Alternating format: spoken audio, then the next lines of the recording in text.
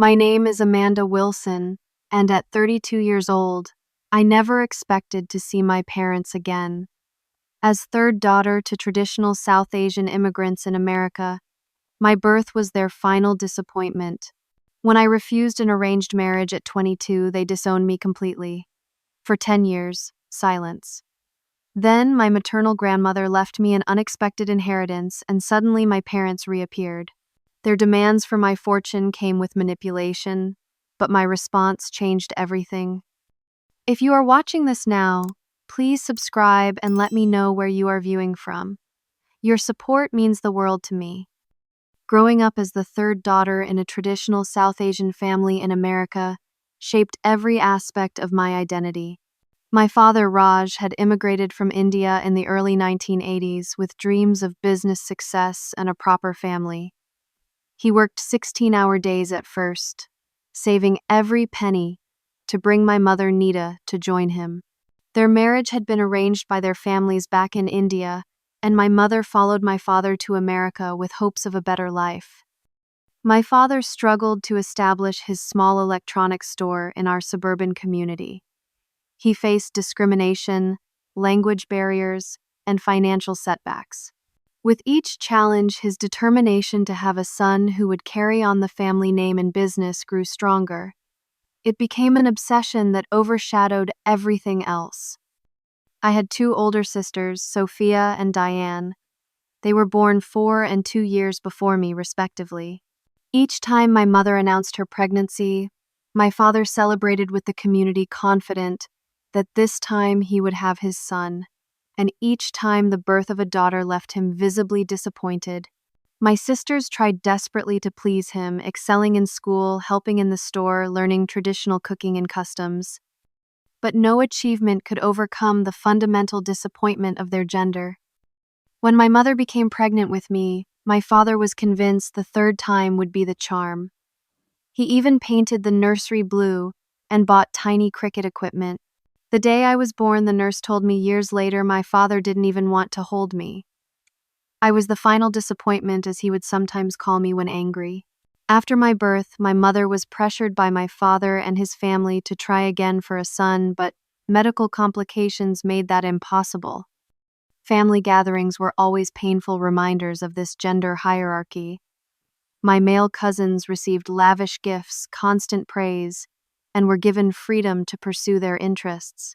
Meanwhile, my sisters and I received practical items, criticism disguised as concern, and strict limitations on our activities. When my cousin Raj Jr. got a computer for his 10th birthday, I asked for one too. My father laughed and said, "What does a girl need a computer for? Learn to cook like your mother instead." Despite the lack of support, I excelled academically.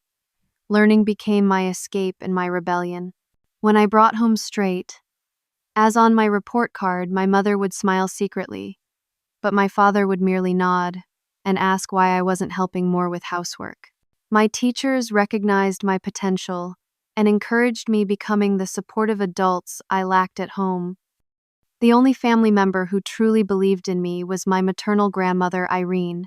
She had reluctantly accepted her daughter's arranged marriage, but had never fully embraced the traditional gender roles that came with it. On her visits from New Jersey, she would bring me books about strong women throughout history and whisper encouragement when no one was listening. "You are meant for more than what they see," she would tell me. "Learn everything you can. Education is the one thing no one can take from you." The clash between my American upbringing and my family's traditional expectations created constant tension. At school, I saw girls planning careers as doctors, engineers, and business leaders. At home, the conversations centered around which family would provide a suitable husband when the time came. My classmates had posters of music stars on their walls. I had to hide mine under my mattress. By 14, I began showing signs of the independent spirit that would eventually lead to my estrangement. I joined a debate club against my father's wishes. I started asking questions at family gatherings about why the women ate after the men. I befriended American girls whose parents treated them as equals to their brothers. My sister Sophia tried to warn me, Just play along, she would advise. It is easier if you just smile and nod than do what you want quietly. Diane was more direct. You are going to get yourself thrown out if you keep challenging them. By the time I finished high school, the battle lines were clearly drawn. I had been accepted to the state university with a partial scholarship. My father expected me to live at home and attend community college, studying something suitable until marriage. The fight lasted all summer with my mother caught in between, sometimes pleading with me to comply, sometimes secretly encouraging me to pursue my dreams. In the end, it was my grandmother who made it possible. She arrived unannounced one August afternoon with an envelope containing enough money for my first semester's room and board. Tell them you received additional scholarship money, she instructed, and call me every Sunday. The day I left for college, my father barely spoke to me. My mother hugged me tightly when he wasn't looking and slipped extra cash into my bag. I caught a glimpse of myself in the rearview mirror as I drove away, tears streaming down my face but with determination in my eyes. I was 18 years old and had no idea that I was driving toward both my greatest pain and my ultimate freedom. College opened up a world I had only glimpsed from afar. At State University, I found myself surrounded by people who judged me based on my ideas rather than my gender. My roommate Tara found it bizarre when I asked permission to join the business club. "Why would you need permission?" she laughed. "You are an adult." I had chosen to study business management despite my parents wanting me to pursue nursing, which they considered a more appropriate field for women. "Business is for men," my father had said dismissively. "You will just waste your education when you get married anyway." But business fascinated me, particularly marketing and entrepreneurship. I thrived in my classes, earning the respect of professors who became important mentors.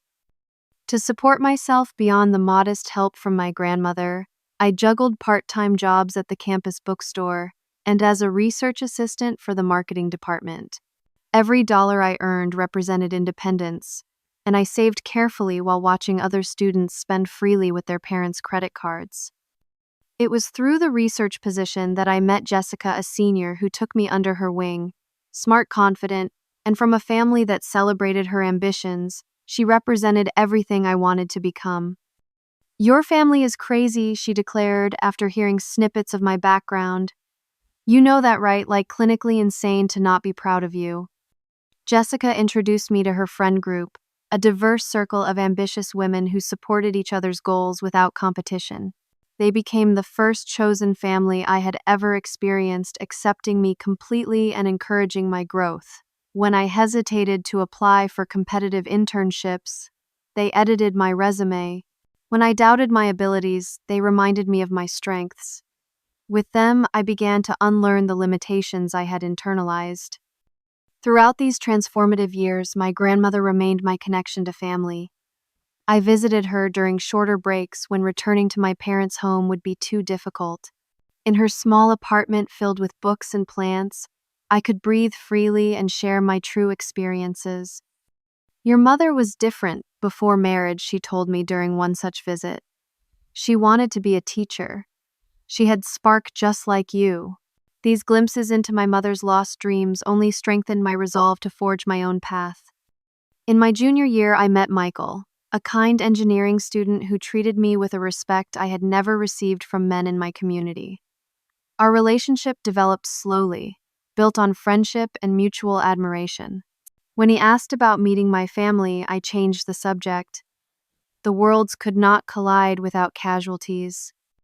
I maintained minimal contact with my parents, calling once a week and visiting on major holidays. These interactions were strained, filled with subtle criticisms and expectations. My father repeatedly mentioned daughters of family friends who had married well and settled into proper family life. My mother asked increasingly direct questions about whether I was meeting nice Indian boys at college. The breaking point arrived unexpectedly during the spring semester of my junior year. My parents appeared unannounced at my dormitory one Saturday morning. I was shocked to see them standing awkwardly in the lobby, my father in a formal suit, my mother in a traditional salwar kameez, both looking out of place among the students in casual weekend attire. "We need to talk," my father said, without greeting. "There is someone you should meet." They had brought along Vikram, the son of my father's business associate. 30 years old, recently divorced, and established in his career, he was looking for a traditional wife to start a family.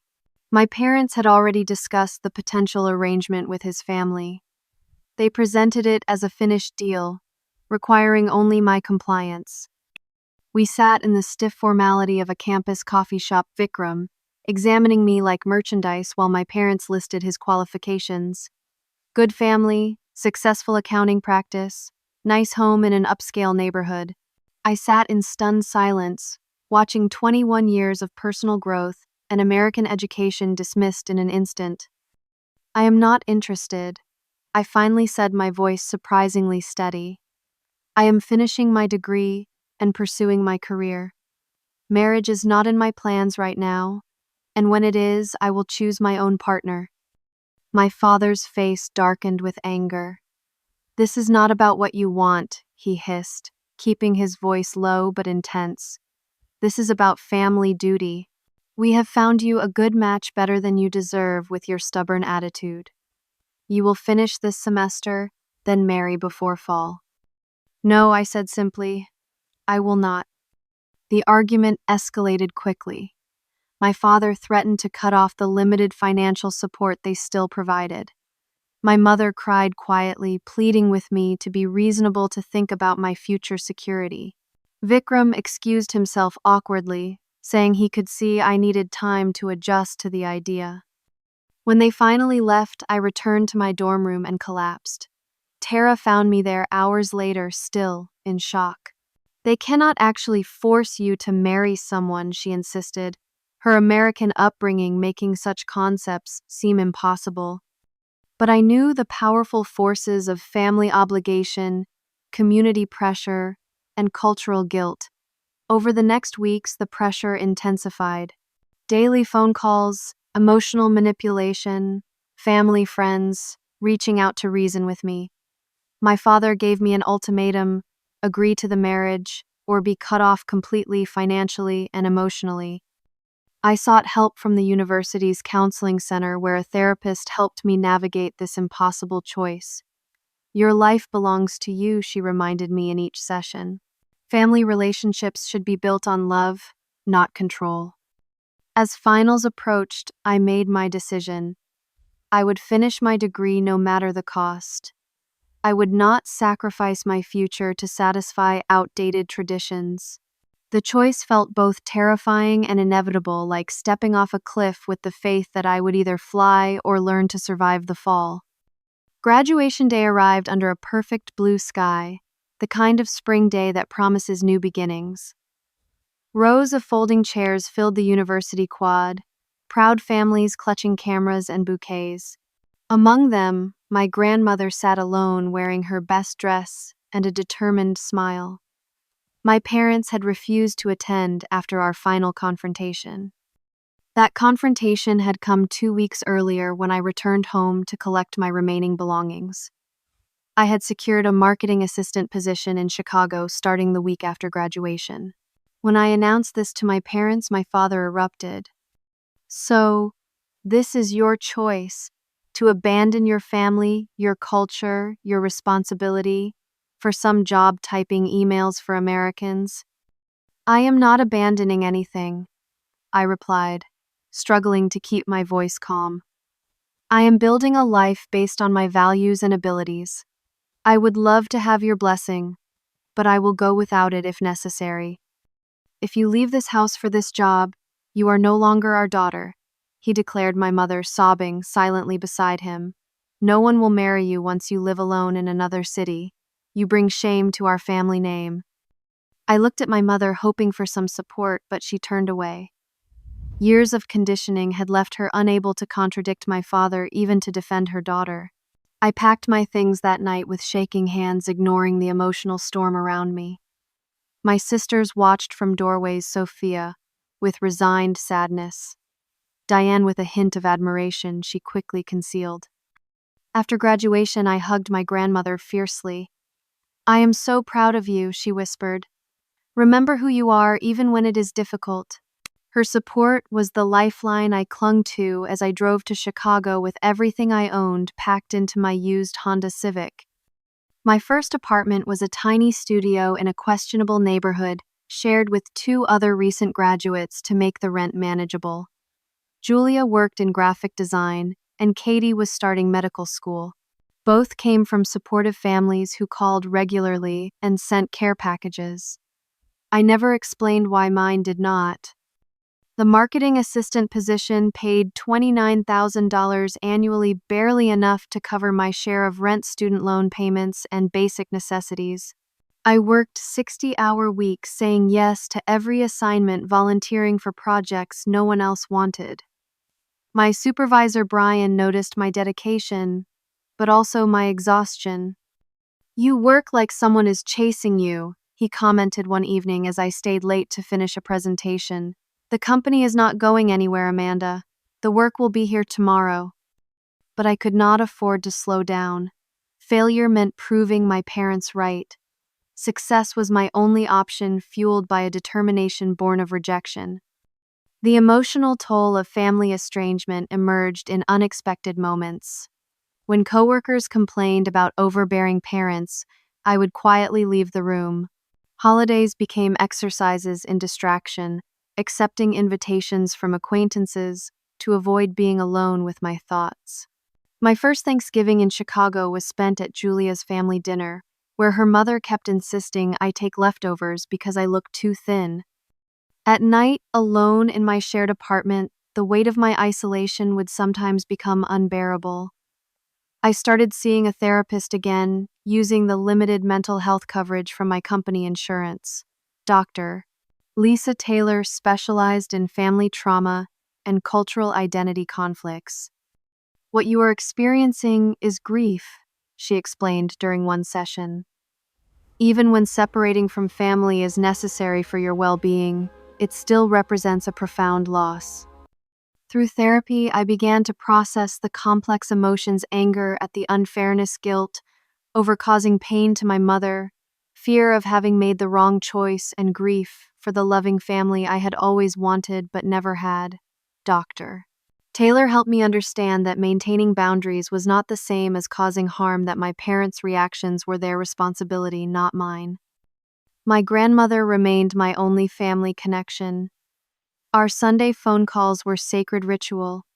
She never pressured me to reconcile, but kept me informed about my sisters. Sophia had given in to family expectations, agreeing to an arranged marriage with Aaron, a doctor from a family my father approved of. Diane was finishing her degree in nursing, still living at home, and walking the tightrope of partial compliance with tradition. When my grandmother mentioned me to my parents, they would change the subject immediately. In our community, I had become a cautionary tale, the daughter who chose American individualism over family duty. According to community gossip that reached my grandmother, my father claimed I had been corrupted by Western values and bad influences. Dating proved complicated in this new phase of my life. Trust came difficultly after family betrayal. I went on occasional dates, but kept potential partners at a distance, afraid to reveal the messy reality of my background. When relationships began to deepen, I would find reasons to end them, protecting myself from potential rejection, once they learned my family had deemed me unworthy. Despite these personal struggles, my career gradually gained momentum. After 18 months of relentless work, I received my first promotion to junior marketing coordinator with a modest salary increase. I moved to a slightly better apartment with only one roommate. I purchased professional clothes instead of relying on thrift store finds. Small victories that I celebrated alone, taking myself to dinner at an actual restaurant instead of eating instant noodles at my desk. One night, I called my parents home, something I did every few months despite their continued rejection. My mother answered, and for a brief moment her voice softened with recognition. Then my father took the phone. "We have no daughter by that name," he said coldly before hanging up. I sat in my darkened apartment, phone still in hand, and made a decision. I would stop seeking approval from those who could not give it. I would build a life so fulfilling that their absence, while still painful, would not define me. I would find my worth not in their acceptance but in my own accomplishments and the new connections I would form. The path forward was unclear, but for the first time since leaving home, it felt like mine to choose. 3 years after graduation, life had developed a rhythm I could finally call satisfying. My promotion to marketing manager at Horizon Media came with a salary of $54,000 annually, enough to afford a small one-bedroom apartment in a safer neighborhood. The space was mine alone, decorated with colorful artwork and filled with books, a physical manifestation of my growing independence. My professional reputation had solidified through consistent performance and creative thinking. The marketing team valued my perspective, particularly my ability to reach diverse audiences that our predominantly white male leadership often overlooked. When our agency pitched to new clients, I was increasingly included in presentations, my youth and background now assets rather than liabilities. Linda Stevens, the Vice President of Client Relations, had taken particular interest in my career. In her 50s, with a successful track record and no patience for office politics, she became the mentor I desperately needed. "You have raw talent," she told me bluntly during our first official mentoring session. "But you also have a chip on your shoulder the size of Texas. Channel that fire more strategically and you could run this place someday." Under her guidance, I learned to navigate corporate dynamics, to speak with authority in meetings, and to negotiate for what I deserved rather than accepting whatever was offered. When she discovered I had been working weekends without compensation, she marched into the creative director's office and emerged with approval for my proposal to restructure the junior team workflows. "Never let them take advantage of your willingness to work hard," she advised. "That just teaches them your dedication is free." The real turning point came when our agency competed for the Meridian Tech account, a startup with innovative products but struggling to connect with female consumers. Their previous marketing had been created entirely by men, resulting in campaigns that ranged from mildly tone-deaf to outright offensive. During internal brainstorming, I pitched a radical approach: authentic storytelling, focused on how their products actually fit into women's lives, featuring real users instead of models. The creative director hesitated, but Linda backed my concept. "Let Amanda lead this one," she suggested. "If we want to win a client that needs to reach women, maybe we should have a woman shape the strategy." My campaign concept, "Technology that sees you," resonated immediately with Meridian's new female CEO. We won the account, bringing $5 million in billings to our agency. My role in securing the client earned me agency-wide recognition and an industry award for emerging talent. During this career acceleration, my friendship with Jessica had evolved into a business partnership. After reconnecting at an industry conference, we began discussing the gaps we both saw in digital marketing for women-owned businesses. What started as weekend strategy sessions at coffee shops grew into a viable side business, Wilson Hart Digital, offering specialized marketing services to female entrepreneurs. "We should go full-time with this," Jessica suggested as our client list expanded. "There is a real market need and we would be our own bosses." The prospect was both exciting and terrifying. I had worked so hard for stability, and entrepreneurship meant embracing uncertainty again. But the freedom to create something truly mine, something that reflected my values, proved irresistible. While my professional life flourished, my personal life developed more slowly. My grandmother's health began declining, requiring more frequent visits to her assisted living facility in New Jersey. These trips became sacred time opportunities to absorb her wisdom and strength before it was too late. "I saved everything I could for you girls," she confided during one visit, holding my hand with surprising strength. "Your mother knows nothing about it. I made sure it would be yours no matter what happened." I assumed she meant small, sentimental items or perhaps a modest savings account. My grandmother had lived comfortably, but not extravagantly, on my grandfather's pension and her own teacher's retirement. I assured her that her love and support were the only inheritance I needed. Between work commitments and visits to my grandmother, dating remained sporadic until I met Thomas Barrett at a business networking event. A software entrepreneur who had successfully sold his first company, he approached business and relationships with the same straightforward honesty. "I noticed you deflect personal questions," he observed on our third date. "I respect privacy, but I would like to actually know you, not just the carefully edited version you present." Something about his directness broke through my practiced defenses. Over dinner at his favorite Italian restaurant, I shared the full story of my family estrangement, expecting the usual awkward sympathy or subtle withdrawal. Instead, he listened intently, asked thoughtful questions, and then reached for my hand. "Thank you for trusting me with that," he said simply. "It explains a lot about your determination. For what it is worth, their loss is immeasurable." Our relationship developed with an honesty I had never experienced before. Thomas understood ambition and drive, having built his company from nothing. He supported my growing business partnership with Jessica without feeling threatened by my success.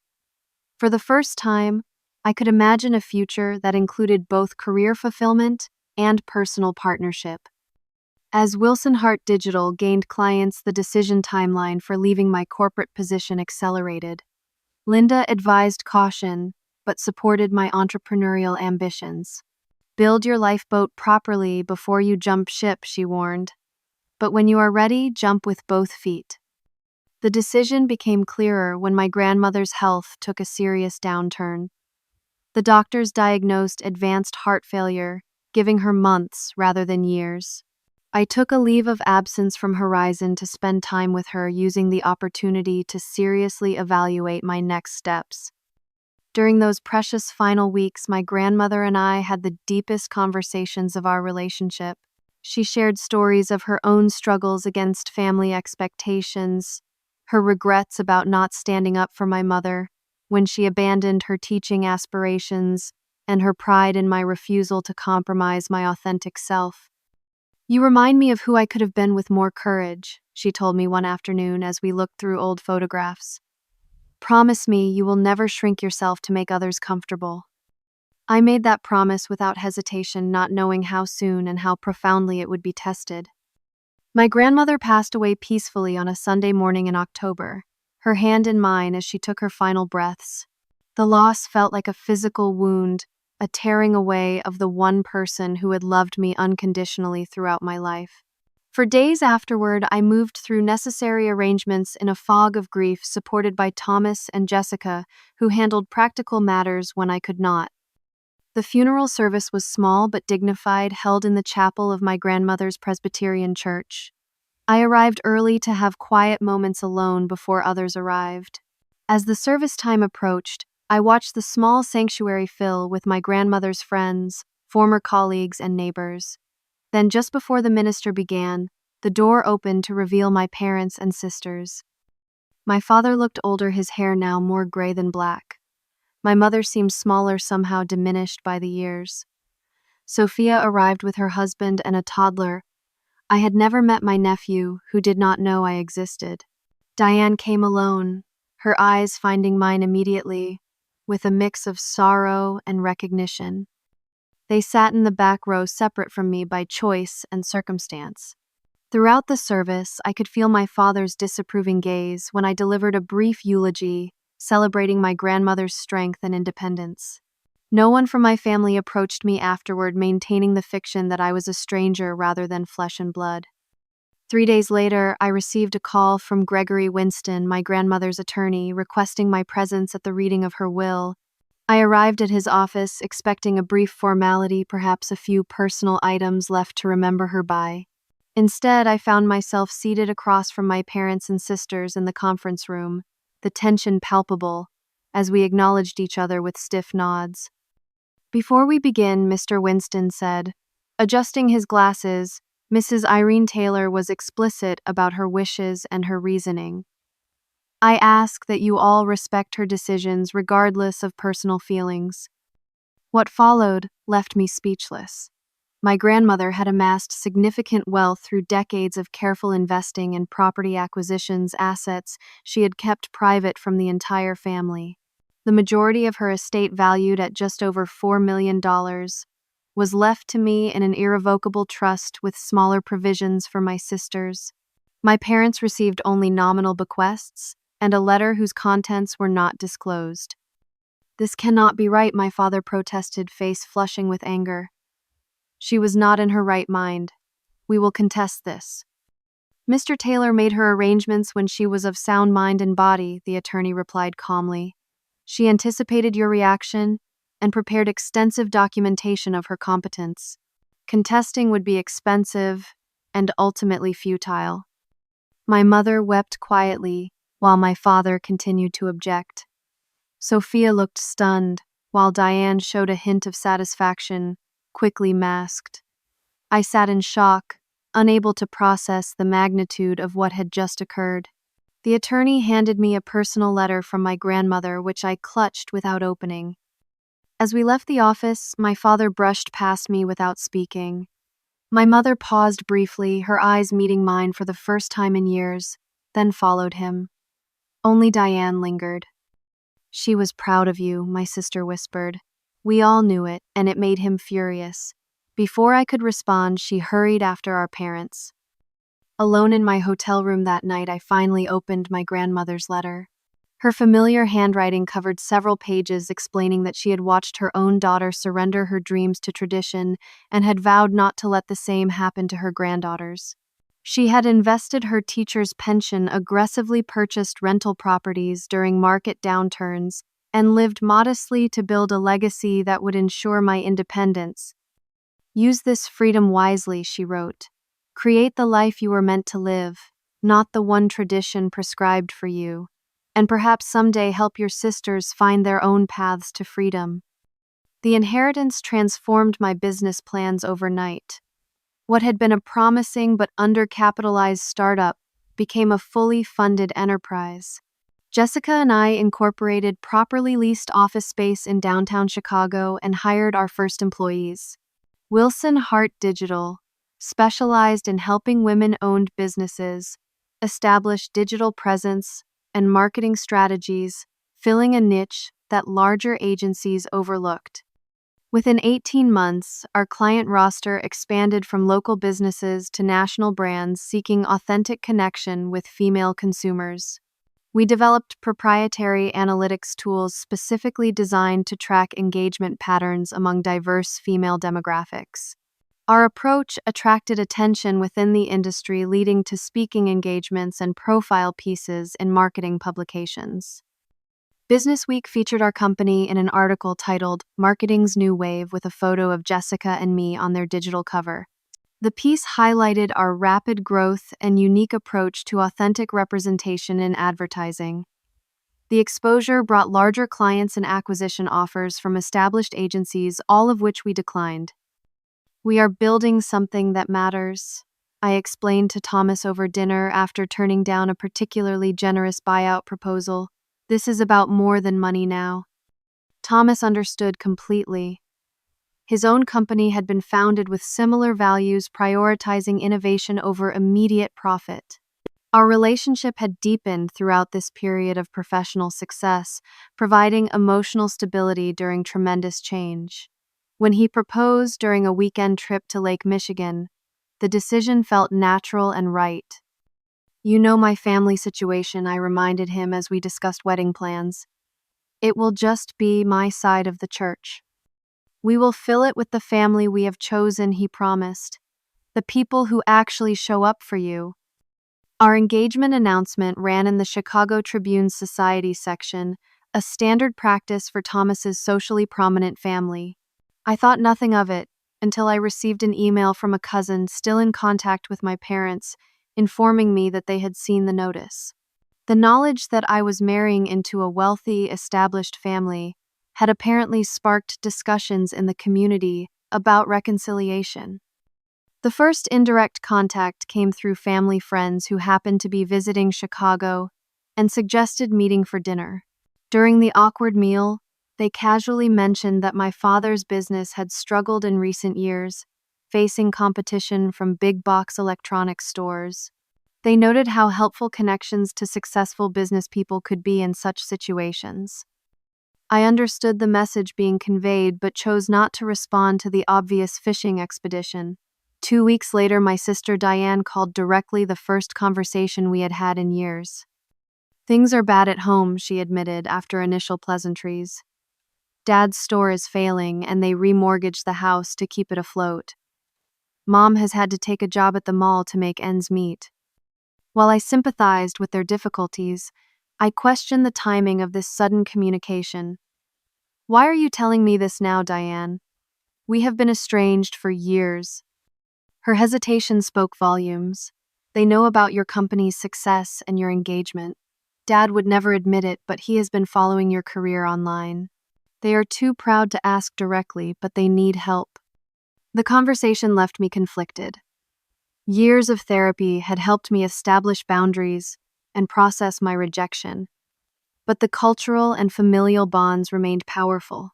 I discussed the situation with Thomas and my therapist, trying to determine what, if any, obligation I had to people who had cut me out of their lives when I refused to conform to their expectations.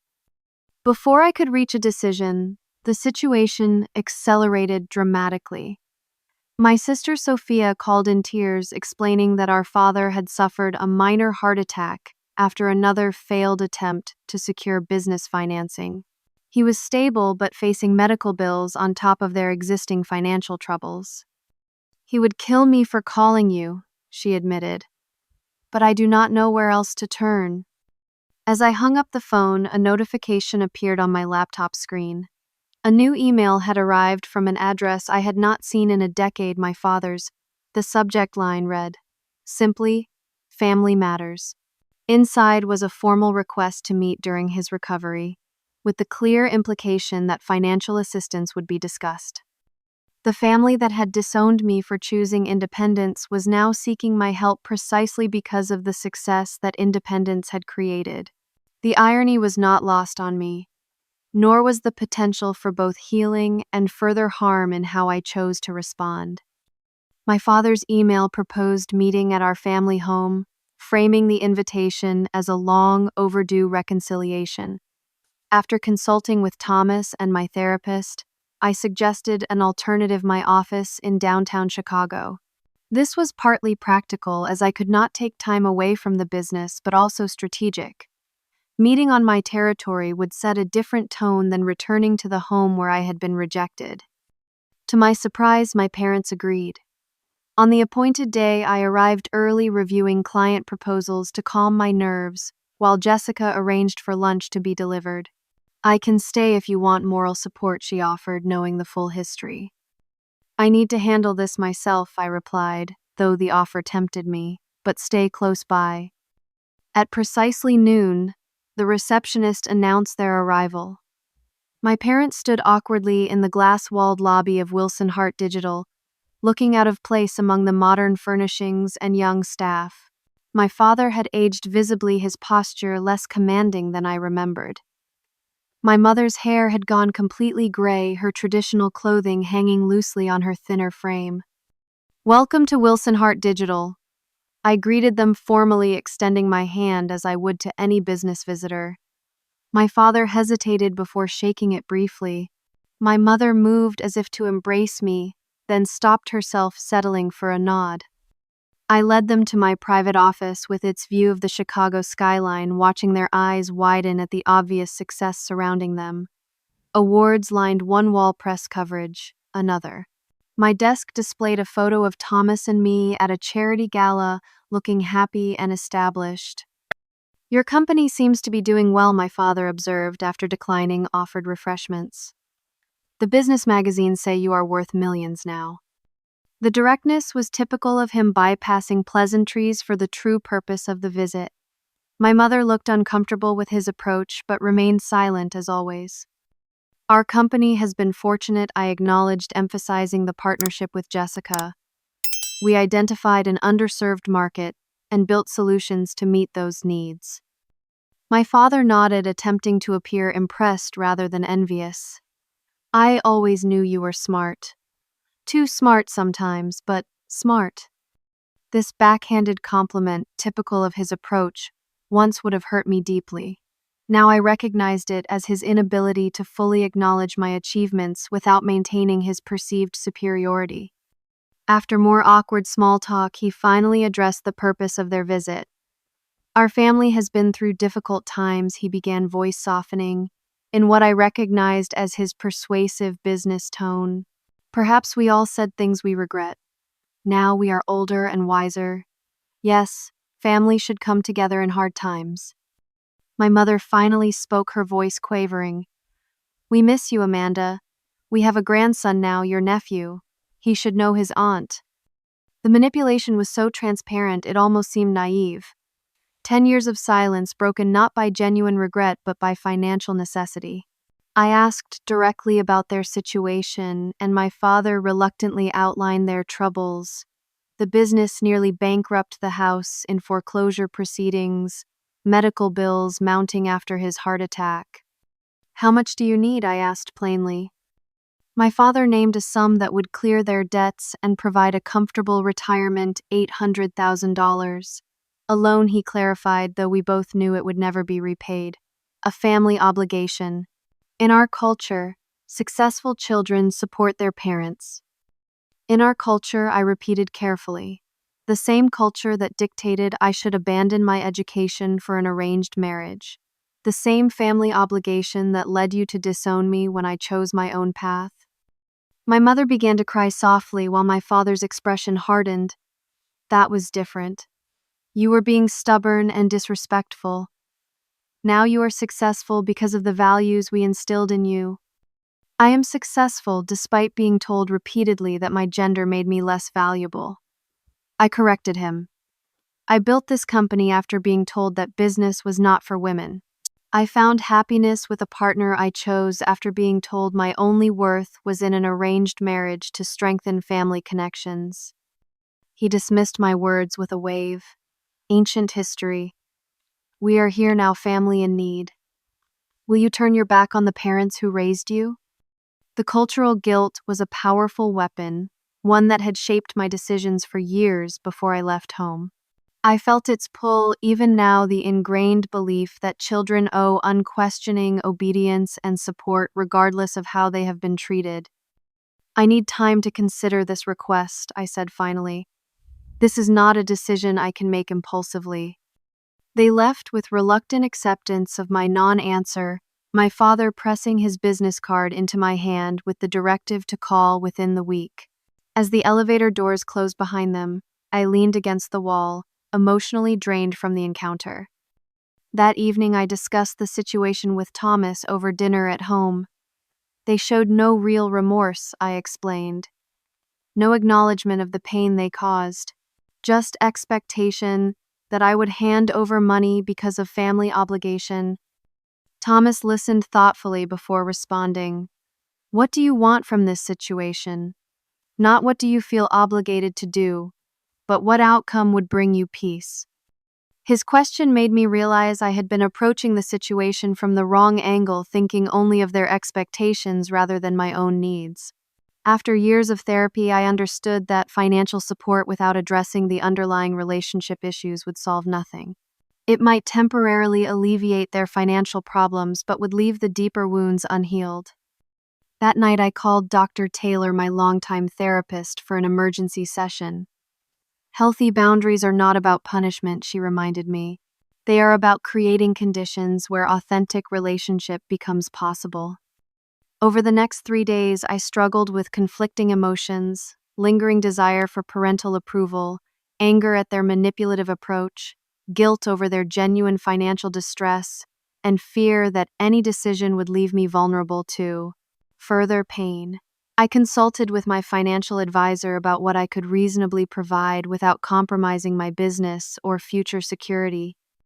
By the time my father called again, pressing for an answer, I had developed a plan that honored both my cultural background and my personal boundaries. I scheduled another meeting this time, requesting that both my sisters attend as well. I have made a decision, I informed my father, but I would like to discuss it with the entire family present. He agreed reluctantly, likely, assuming that, including my sisters, would increase the pressure on me to comply with family expectations. What he did not anticipate was that I had already spoken with Diane, privately gauging her perspective and sharing my intentions.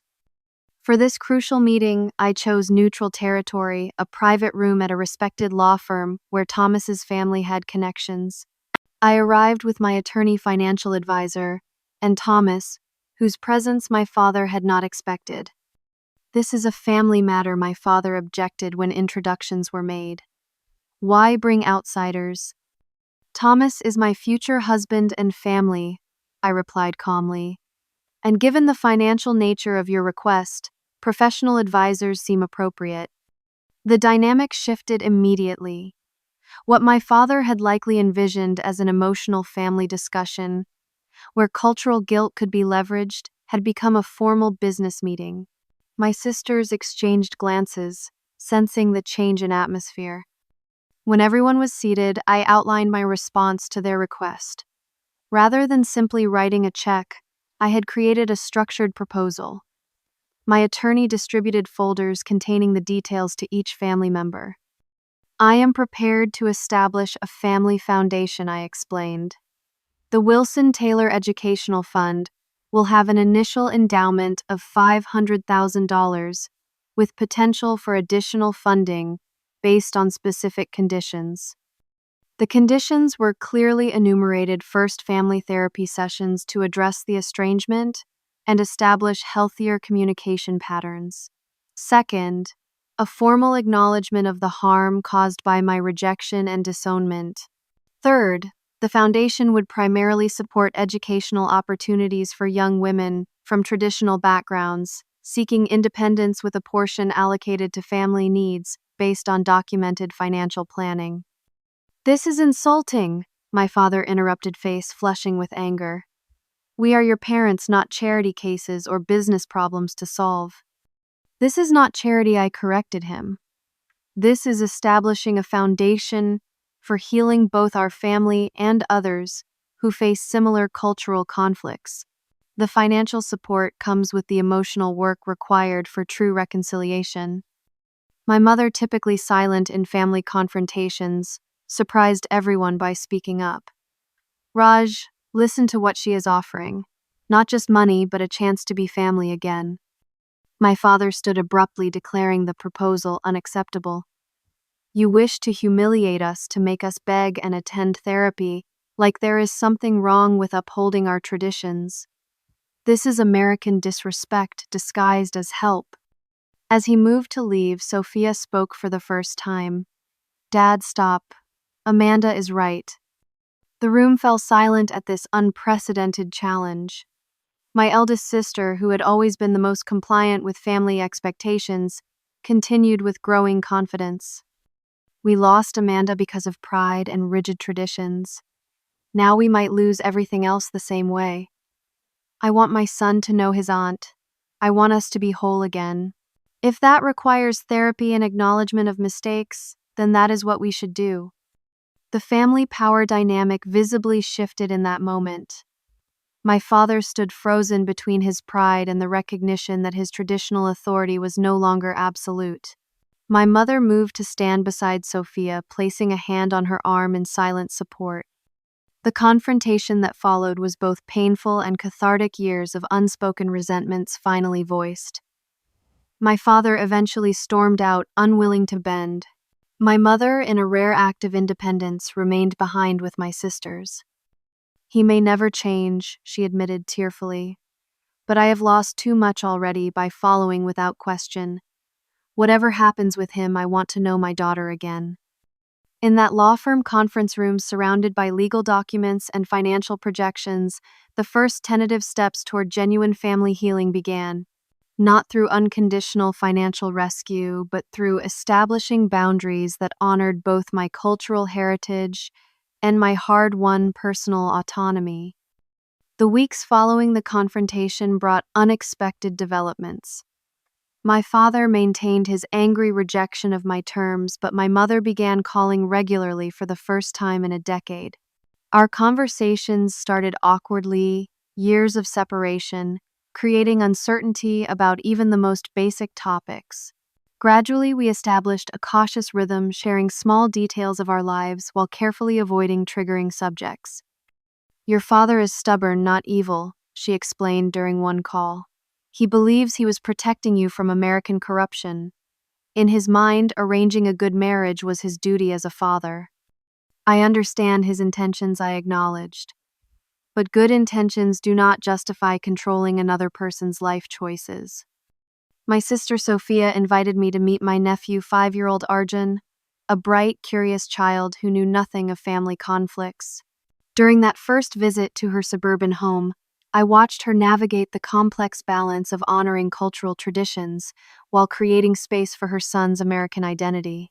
She had made different choices than mine, but I recognized that she too was defining her own path within the constraints of our upbringing. Diane proved the biggest surprise. After our reconnection, she confided that she had secretly completed pre-law courses and had been accepted to law school, something she had hidden from our parents. "Watching you succeed gave me courage," she admitted. "I just needed longer to find my way." 3 therapy sessions had occurred with my mother and sisters, facilitated by a counselor specializing in cross-cultural family dynamics. My father refused to attend but did not prevent my mother from participating, a small but significant shift from his previous absolute control. The family foundation was established with the agreed-upon initial funding. The first scholarships would support young women from immigrant backgrounds pursuing business and law degrees. My mother joined the selection committee, her perspective on balancing tradition and opportunity proving valuable in evaluating applications. Throughout these developments, Thomas remained my steadfast support, never pushing for faster reconciliation, but affirming my boundaries when guilt threatened to override them. Our wedding plans progressed with careful consideration of how to honor multiple traditions without compromising my hard-won autonomy. 6 months after our confrontation, the situation reached a turning point. My father suffered another health setback more serious than the first. During his hospitalization, I visited despite our unresolved conflicts. He looked diminished in the hospital bed, medical equipment, emphasizing his vulnerability. Our conversation began stiffly, both of us uncertain of boundaries. Then, in a moment of unexpected clarity, he asked, "Why could you not simply do as we wished?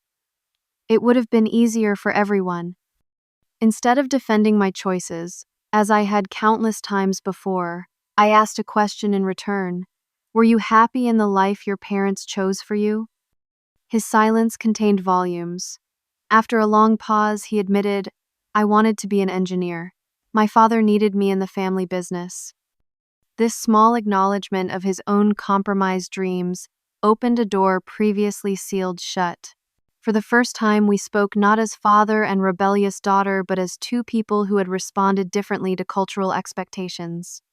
His path had been compliance, mine resistance, but both stemmed from the same pressure. "I cannot apologize for the life I have built," I told him honestly. "But I regret the years of separation and pain for everyone." He nodded slightly, not quite an apology, but an acknowledgement. "Your grandmother always said you were the strongest of her granddaughters." Perhaps she was right. My father returned home with ongoing health restrictions that forced his retirement. The family business closed permanently, a loss of identity he struggled to accept. Without the daily reinforcement of his traditional business community, isolated by health limitations, he gradually showed subtle shifts in perspective. The breakthrough came unexpectedly during preparations for my wedding.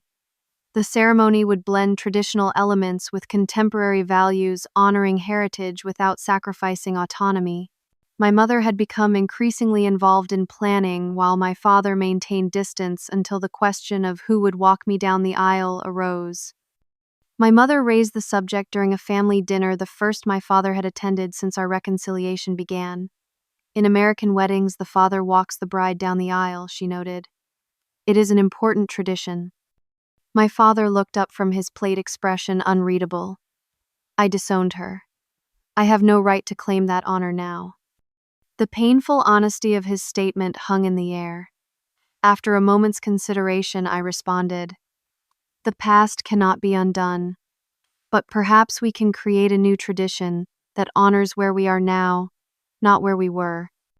The solution emerged organically. I would walk halfway down the aisle alone, symbolizing my independent journey, then be met by both parents to complete the path together, representing reconciliation and respect for both my autonomy and our shared heritage. My father's acceptance of this compromise represented the most significant shift in our relationship. Not full embrace of my choices, but acknowledgement of my right to make them, and recognition of his own role in our estrangement. The wedding day arrived on a perfect autumn Saturday. The venue overlooked Lake Michigan's sunshine glinting off the water as guests gathered. Thomas waited at the altar, his family filling several rows. My side contained fewer relatives, but many chosen family members: Jessica, as maid of honor; Linda, from my early career, former roommates, therapy group friends who had supported my journey. As the music began, I stood alone at the entrance, remembering the frightened young woman who had driven away from home with everything she owned packed in a used Honda. The path forward had contained both profound pain and unexpected joy, loss and discovery, rejection and newfound connection. Halfway down the aisle, my parents waited. My mother's eyes shone with tears, my father standing formally in his best suit. When I reached them, he offered his arm with uncharacteristic hesitation. "I was wrong," he said quietly, words meant only for me. Not about everything, but about what matters most. It was not a complete transformation or perfect reconciliation. Cultural differences and past hurts would always shape our relationship. But in that moment of honest acknowledgement, we found a path forward based on mutual respect rather than dominance and submission. The reception celebrated both traditions with classical music alongside Bollywood hits, American wedding cake beside traditional Indian sweets. My father surprised everyone by offering a toast that acknowledged both his traditional values and his daughter's right to define her own path. "In our culture, we believe family is everything," he said, voice steady despite the emotion visible in his eyes. "What I've learned painfully and late is that family must be built on respect, not just obligation." My daughter taught me this difficult lesson through her courage. The Wilson Taylor Educational Fund flourished in the years that followed, supporting dozens of young women navigating the complex intersection of traditional expectations and personal aspirations. My mother became its most passionate advocate, finding purpose in helping others avoid the silence she had maintained for too long. My business continued to grow, expanding internationally, with offices in London and Singapore. Diane completed law school and joined our legal team, bringing unique perspective to our work with women entrepreneurs. Sophia's son, Arjun, became a regular visitor to our home, curious about his aunt's business and the technology that fascinated him. The relationship with my father remained complicated, moments of connection, interspersed with old patterns that emerged in times of stress. We learned to accept these limitations, to appreciate progress without expecting perfection. The cultural and generational gaps could never be completely bridged, but we found ways to meet in the middle ground of mutual respect. Looking back on my journey from rejected daughter to empowered woman, I recognize that true worth never comes from external validation, whether from family, culture, or society. It emerges from honoring your authentic self while finding compassion for those whose limitations prevent them from seeing your full value. The tables turned not through revenge or rejection, but through creating success on my own terms, while leaving space for reconciliation when genuine change became possible. If my story resonates with you, I hope you will take a moment to share your thoughts in the comments below. Have you faced cultural expectations that conflicted with your personal dreams? How did you navigate that difficult terrain? Please subscribe to hear more stories of resilience and transformation, and share this video with someone who might need to know they are not alone in their struggle. Remember that your worth is inherent, not determined by others' approval. Thank you for listening to my journey, and may you find the courage to honor your authentic self, whatever path that requires.